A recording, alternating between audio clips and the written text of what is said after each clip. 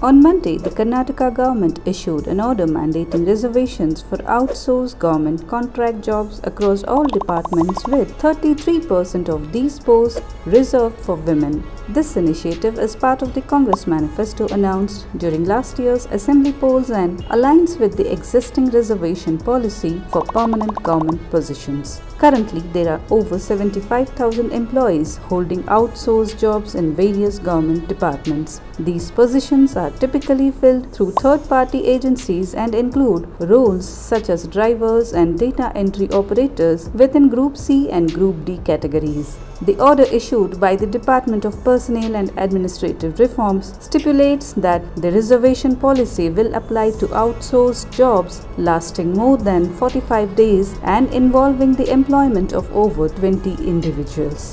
ಭಾಳ ಹಿಂದಲಿಂದನೂ ಕೂಡ ಪ್ರೈವೇಟ್ ಸೆಕ್ಟರ್ನಲ್ಲಿ ಮೀಸಲಾತಿ ಕೊಡಬೇಕು ಅಂತೇಳಿ ಒತ್ತಾಯ ಮಾಡಿದವರು ನಾವೆಲ್ಲ.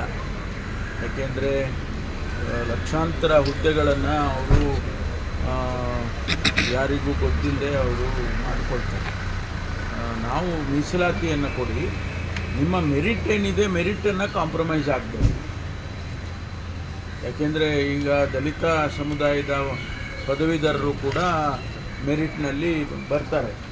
ಮೆರಿಟನ್ನು ನೀವು ಕ್ವಾಲಿಟಿ ಹಾಳಾಗುತ್ತೆ ಅದು ಇದು ಅಂತ ಏನು ಮಾತಾಡ್ತಾರೆ.